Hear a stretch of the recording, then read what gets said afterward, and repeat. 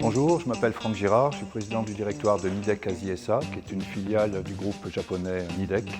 Bienvenue chez nous aujourd'hui, nous allons vous présenter nos activités.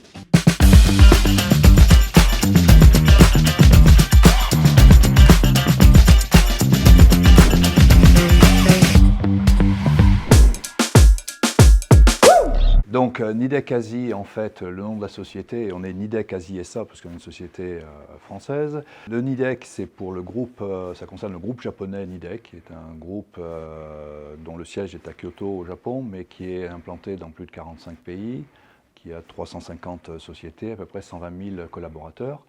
Et Asie, c'est le diminutif de Ansaldo System Industriali. C'est la société à laquelle on était rattaché, qui est une société à la base italienne dont le siège est à Milan et qui était un peu l'équivalent de Alstom en France, qui travaillait dans l'industrie, l'énergie et le transport. Donc, mon parcours dans la société, j'ai fait toute ma carrière dans l'entreprise. J'ai commencé par les mises en service industrielles, notamment en Asie du Sud-Est, ensuite à la direction technique, puis à la gestion des projets. Ensuite, j'ai été nommé directeur général adjoint et j'ai pris la direction de l'entreprise en 2000, en tant que président du directoire de Nidec Asie. Alors l'entreprise est complètement ancrée dans son territoire puisqu'elle a été fondée en 1968 près d'ici, à Sorbier, et elle est venue à Roche-la-Molière quelques années plus tard. Donc ça fait 50 ans que nous sommes dans la région et nous envisageons des investissements importants pour rester dans la région stéphanoise. Donc notre mission et notre implication dans la transition énergétique, c'est vraiment de concevoir des systèmes basés sur des systèmes de contrôle automatique et d'électronique de puissance pour intégrer les énergies renouvelables par définition intermittentes dans les réseaux électriques.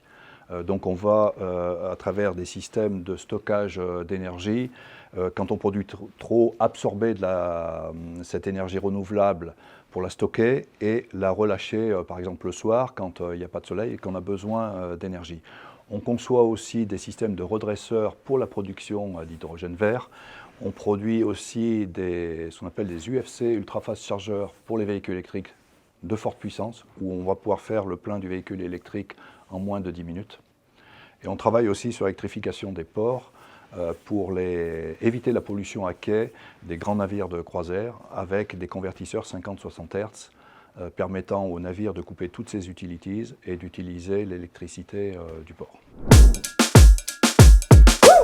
Donc les valeurs de l'entreprise, c'est avant tout de satisfaire nos clients, bien s'occuper de nos collaborateurs, qu'ils soient satisfaits de ce qu'ils réalisent, qu'ils soient motivés par les challenges de l'entreprise et que tous les jours, quand ils viennent dans l'entreprise, ils disent « je vais faire des choses intéressantes ». Donc nos valeurs, c'est avant tout nos collaborateurs, nos clients et ensuite l'actionnaire.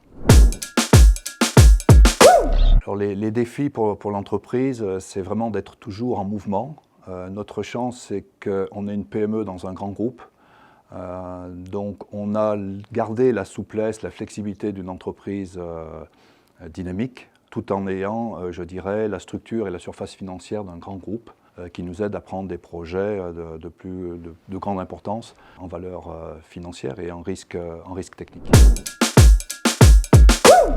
Donc nos objectifs, c'est bien sûr de faire croître l'entreprise. Nous sommes sur un marché en très forte croissance. L'insertion des renouvelables dans les réseaux électriques, de par l'intermittence, crée beaucoup de problèmes et on a des solutions pour parer à ces phénomènes d'intermittence par le stockage d'énergie sur batterie. Nous avons déjà installé l'équivalent d'à peu près en puissance 3 centrales nucléaires qui vont permettre de lisser la puissance active qu'on injecte dans le réseau et donc de mieux intégrer ces énergies renouvelables dans les réseaux électriques et c'est indispensable. C'est un marché en forte croissance d'environ 30% par an. Nous nous développons beaucoup en Europe, mais aussi en Afrique et au Moyen-Orient.